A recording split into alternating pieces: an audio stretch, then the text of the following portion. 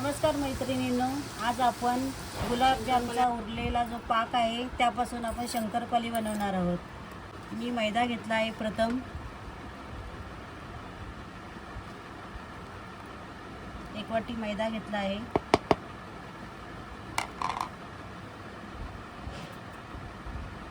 कोणत्याही गोड पदार्थामध्ये मीठ टाकला की त्याची चव अजून चांगली येते, म्हणून मी थोडं मीठ घालणार आहे त्यामध्ये। तूप घेतला आहे गरम करून, तो घालणार आहे मी।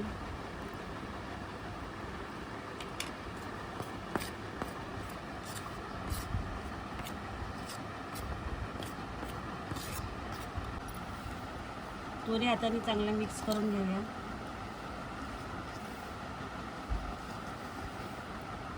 मग असा उंडा तयार झाला पाहिजे।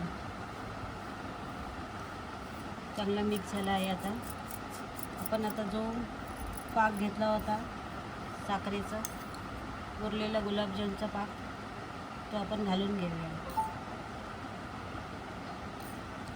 किती आपल्याला गोड पाहिजे त्याप्रमाणे घालून घेऊया।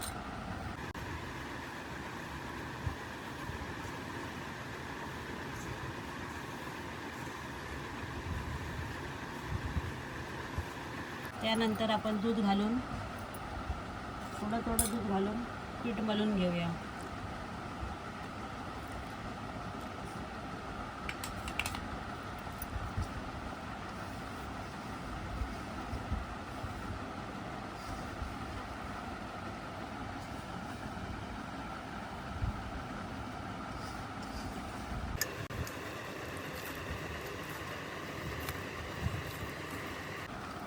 या प्रकारे आपला पीठ मळून झाला आहे। तुम्ही 10 मिनिटांसाठी झाकून ठेवणार आहे।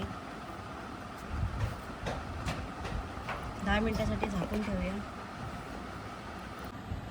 10 मिनिटं झालेत आपले। बघूया, पीठ आपलं छान नरम झालं आहे। आपण आता लाटून घेऊया।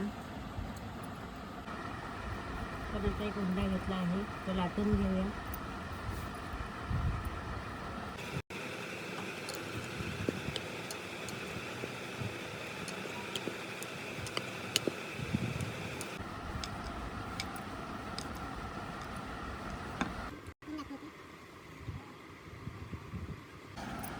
साईडची किनारी आपल्याला काढून घ्यायची आहे।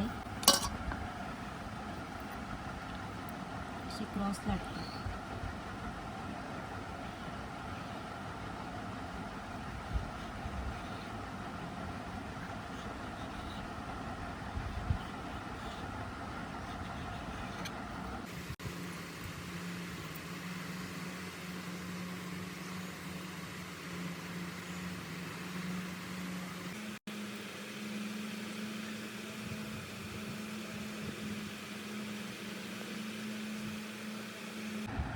हे बघा, आपल्या शंकरपाळ्या आता कापून झाल्या आहेत। आपण आता तळून घेऊया।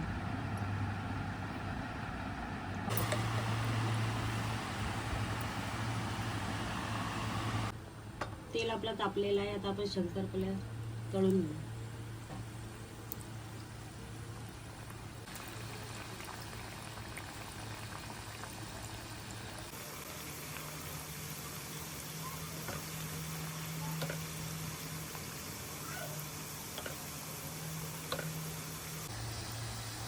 मंद आचेवर आपण आता शंकरपाळ्या तळून घेऊया। छान अशा गोल्डन कलर आल्यानंतर आपण काढून घेऊ। मस्त अशा फुगल्या आहेत बघा, बघू शकता। छान असा गोल्डन कलर आलेला आहे। आपण आता काढून घेऊया। वा, किती सुंदर कलर आलेला आहे। वा, मस्तपैकी कुरकुरीत व खुसखुशी शंकरपाळी तयार झाली आहे। तुम्हाला व्हिडिओ आवडल्यास लाईक करा, शेअर करा, कमेंट करा, सबस्क्राईब करा। मम्माज किचनकडून तुम्हाला व तुमच्या परिवारास दिवाळीच्या खूप खूप शुभेच्छा।